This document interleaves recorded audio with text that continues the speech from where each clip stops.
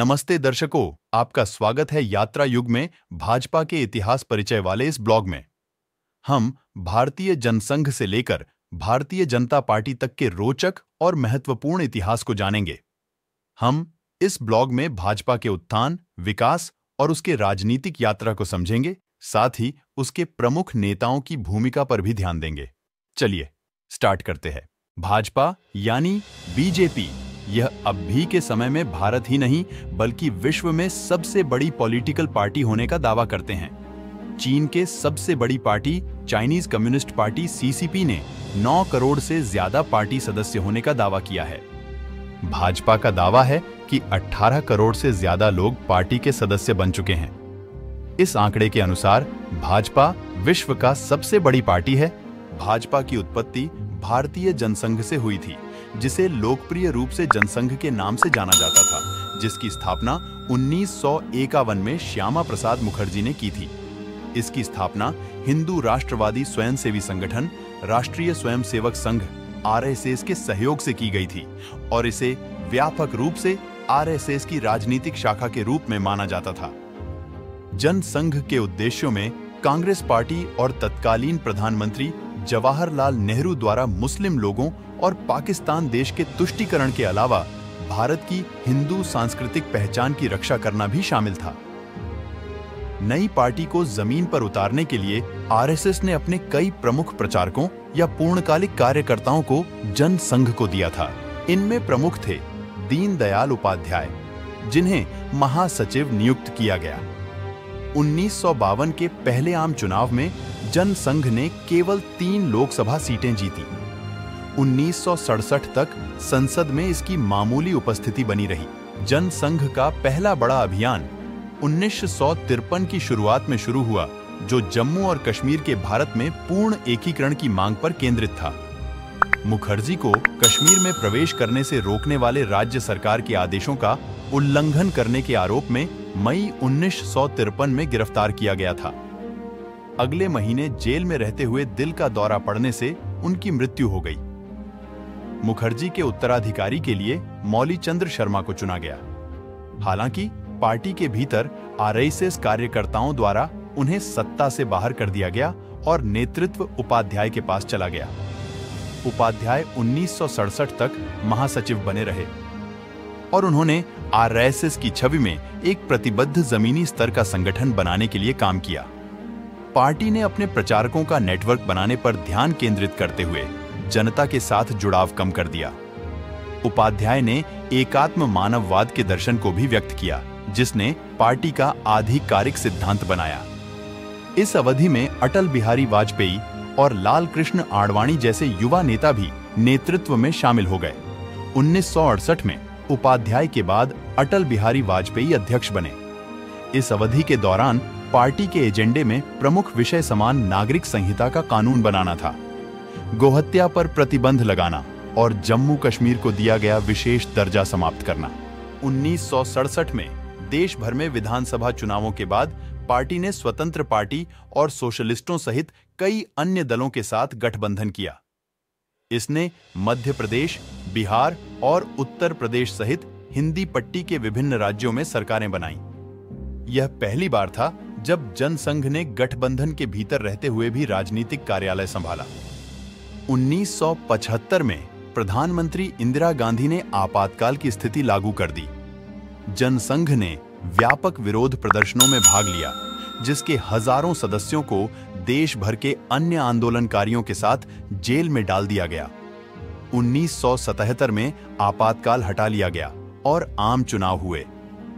जनसंघ ने जनता पार्टी बनाने के लिए सोशलिस्ट पार्टी, कांग्रेस, ओ और भारतीय लोक दल सहित सभी राजनीतिक दलों के साथ विलय कर लिया, जिसका मुख्य एजेंडा इंदिरा गांधी को हराना था। जनता पार्टी ने 1977 में बहुमत हासिल किया और मोरारजी देसाई के प्रधानमंत्री के रूप में सरकार बनाई और गांधीवादी और हिंदू परंपरावादी सिद्धांतों पर आधारित जनता पार्टी की राजनीतिक संस्कृति के साथ एकीकृत होने का प्रयास किया। राजनीतिक वैज्ञानिक क्रिस्टोफ जाफर लॉट ने लिखा कि यह असंभव आत्मसात साबित हुआ। जनसंघ के राज्य और स्थानीय स्तर अपेक्षाकृत अपरिवर्तित रहे। आरएसएस के साथ एक मजबूत जुड़ाव बरकरार रहा, जो पार्टी के उदारवादी केंद्र दक्षिणपंथी घटकों के साथ अच्छा नहीं था। जनता पार्टी की सरकार बनने के वर्षों के दौरान हिंदुओं और मुसलमानों के बीच हिंसा तेजी से बढ़ी। जनसंघ के पूर्व सदस्यों को 1978 से 79 में अलीगढ़ और जमशेदपुर में हुए दंगों में फंसाया गया। जनता पार्टी के अन्य प्रमुख घटकों ने मांग की कि जनसंघ के पूर्व सदस्यों को खुद को आरएसएस से अलग कर लेना चाहिए, जिसे उन्होंने करने से इनकार कर दिया। आखिरकार जनता पार्टी का एक टुकड़ा टूटकर जनता पार्टी सेक्युलर बना। मोरारजी देसाई सरकार संसद में अल्पमत में आ गई, जिसके कारण देसाई को इस्तीफा देना पड़ा। गठबंधन शासन की एक संक्षिप्त अवधि के बाद 1980 में आम चुनाव हुए, जिसमें जनता पार्टी ने खराब प्रदर्शन किया और केवल 31 सीटें जीती। अप्रैल 1980 में चुनावों के तुरंत बाद जनता पार्टी की राष्ट्रीय कार्यकारी परिषद ने अपने सदस्यों पर पार्टी और आरएसएस के दोहरे सदस्य होने पर प्रतिबंध लगा दिया। जवाब में जनसंघ के पूर्व सदस्यों ने एक नई राजनीतिक पार्टी बनाई, जिसे भारतीय जनता पार्टी के नाम से जाना जाता है। 1980 के दशक की शुरुआत में हिंदुओं और मुसलमानों के बीच हिंसा की लहर थी। भाजपा ने शुरू में व्यापक अपील हासिल करने के लिए अपने पूर्ववर्ती जनसंघ के हिंदू राष्ट्रवादी रुख को नरम किया। जनता पार्टी और गांधीवादी समाजवाद की विचारधारा के साथ अपने संबंधों पर जोर दिया।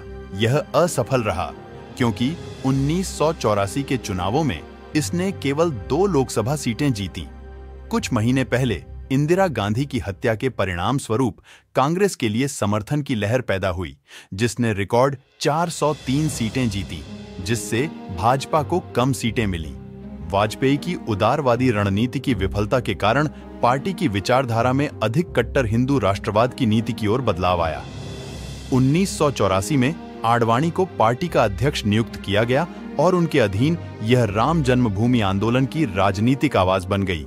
1980 के दशक की शुरुआत में विश्व हिंदू परिषद (वीएचपी) ने अयोध्या में बाबरी मस्जिद के विवादित स्थल पर हिंदू देवता राम को समर्पित एक मंदिर के निर्माण के लिए एक अभियान शुरू किया। मस्जिद का निर्माण मुगल सम्राट बाबर ने 1527 में कराया था। इस बात पर विवाद है कि क्या वहां कभी मंदिर था। यह आंदोलन इस विश्वास के आधार पर था कि यह स्थान राम का जन्म स्थान है और मस्जिद के निर्माण के लिए एक मंदिर को ध्वस्त कर दिया गया था। भाजपा ने इस अभियान को अपना समर्थन दिया और इसे अपने चुनावी मंच का हिस्सा बनाया। 1989 में इसने 86 लोकसभा सीटें जीती, जिससे वीपी सिंह की राष्ट्रीय मोर्चा सरकार को इसका समर्थन महत्वपूर्ण हो गया। सितंबर 1990 में आडवाणी ने राम मंदिर आंदोलन के समर्थन में अयोध्या के लिए रथ यात्रा शुरू की। गुहा के अनुसार यात्रा द्वारा नियोजित छवि धार्मिक, भ्रामक, उग्रवादी, मर्दाना और मुस्लिम विरोधी थी। बिहार के तत्कालीन मुख्यमंत्री लालू प्रसाद यादव के आदेश पर आडवाणी को निवारक हिरासत में रखा गया था। फिर भी बड़ी संख्या में कार सेवक, धार्मिक स्वयंसेवक अयोध्या में एकत्र हुए और कुछ ने मस्जिद पर हमला कर दिया। अर्धसैनिक बलों के साथ 3 दिनों की लड़ाई कई कार सेवकों की मौत के साथ समाप्त हुई। विहिप द्वारा हिंदुओं से इन मौतों का बदला लेने का आग्रह किया गया, जिसके परिणाम स्वरूप पूरे उत्तर प्रदेश में मुसलमानों के खिलाफ दंगे हुए। भाजपा ने वीपी सिंह सरकार से अपना समर्थन वापस ले लिया, जिससे नए आम चुनाव हुए। भाजपा ने अपनी सीटों की संख्या बढ़ाकर 120 कर ली और उत्तर प्रदेश विधानसभा में बहुमत हासिल कर लिया। 6 दिसंबर 1992 को आरएसएस और उसके सहयोगियों ने मस्जिद स्थल पर 1 लाख से अधिक वीएचपी और भाजपा कार्यकर्ताओं को शामिल करते हुए एक रैली का आयोजन किया। रैली एक उन्मादी हमले में बदल गई, जो मस्जिद के विध्वंस के साथ समाप्त हुई। अगले हफ्तों में पूरे देश में हिंदू और मुसलमानों के बीच हिंसा की लहरें भड़क उठी, जिसमें 2000 से अधिक लोग मारे गए। सरकार ने विहिप पर कुछ समय के लिए प्रतिबंध लगा दिया और विध्वंस के लिए उकसाने वाले भड़काऊ भाषण देने के लिए आडवाणी सहित कई भाजपा नेताओं को गिरफ्तार कर लिया गया। कई इतिहासकारों ने कहा है कि विध्वंस संघ परिवार की साजिश का परिणाम था।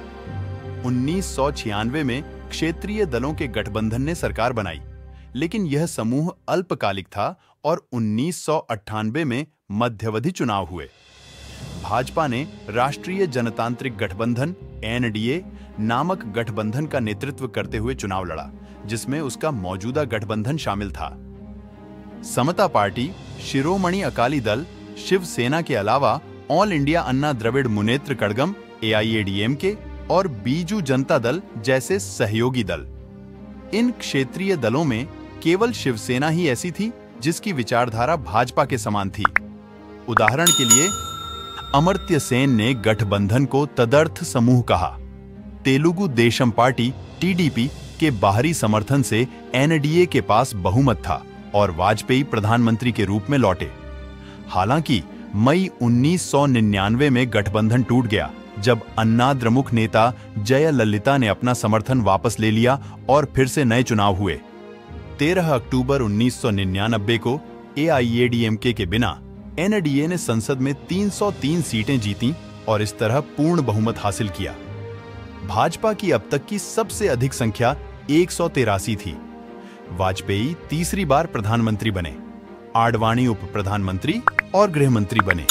ये एनडीए सरकार पूरे 5 साल तक चली। इसके नीतिगत एजेंडे में रक्षा और आतंक पर अधिक आक्रामक रुख और नव उदारवादी आर्थिक नीतियां शामिल थीं। 27 फरवरी 2002 को गोधरा शहर के बाहर हिंदू तीर्थयात्रियों को ले जा रही एक ट्रेन को हिंदू विरोधियों ने जला दिया गया, जिसमें 59 लोग जिंदा जलकर मारे गए। घटना को हिंदुओं पर हमले के रूप में देखा गया और पूरे गुजरात राज्य में बड़े पैमाने पर मुस्लिम विरोधी हिंसा भड़क उठी, जो कई हफ्तों तक चली। अनुमानतः मरने वालों की संख्या 2000 तक थी, जबकि 1,50,000 लोग विस्थापित हुए थे। बलात्कार, अंगभंग और यातना भी व्यापक थी।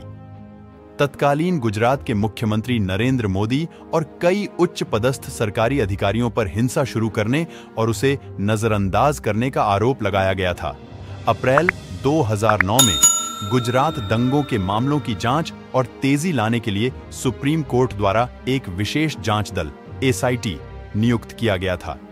2012 में एसआईटी ने मोदी को हिंसा में शामिल होने से बरी कर दिया था। 2014 के भारतीय आम चुनाव में भाजपा ने 282 सीटें जीतीं, जिससे 543 सीटों वाली लोकसभा में एनडीए को 336 सीटों की बढ़त मिली। नरेंद्र मोदी ने 26 मई 2014 को भारत के 14वें प्रधानमंत्री के रूप में शपथ ली। 17वीं लोकसभा के गठन के लिए भारतीय आम चुनाव देश भर में 2019 आयोजित कराए गए, जिसमें भारतीय जनता पार्टी ने 303 सीटों पर जीत हासिल की और अपने पूर्ण बहुमत बनाए रखा, और भाजपा के नेतृत्व वाले गठबंधन ने 353 सीटें जीतीं। तब से अभी तक नरेंद्र मोदी प्रधानमंत्री बने हुए हैं।